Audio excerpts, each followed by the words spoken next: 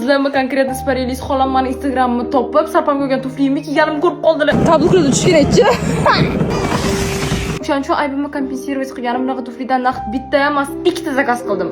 Unpacking. Shuning uchun u tufli menga shunchalik yoqib qolganidan to'yimdan oldin отдельный kiyishimga ham bor. Endi to'ydan keyin отдельный kiyishimga ham zakaz qildim. Turistimni ko'rmay qolganlar uchun boshqatdan obzor qilmoqchiman. Sizlar ko'chada kompliment qilmagan odam qolmadi. 2026-yilda trendga chiqdi. Bu Ijimichudan, Ijimichunikidan ham zakaz qilib qo'ydim. Kelgandan keyin sevib obzorini qilib beraman. Meni maqtashganda ja yoqib tushini bilasizlar, shunga xuddi shunaqa zarani kabuksiz variantini ham zakaz qildim. Shuning uchun ichki ko'rinishdan дорогой роскошь beryapti. На самом деле это люкс ko'p. Buni ham to'yimdan oldin kiyib olaymi. Bitta dona tufliga shuncha vaqt maqosmi deyishlardan oldin men sumочка ham zakaz qildim. To'ta nabag'atni. Mana qaraylik ishlarimni.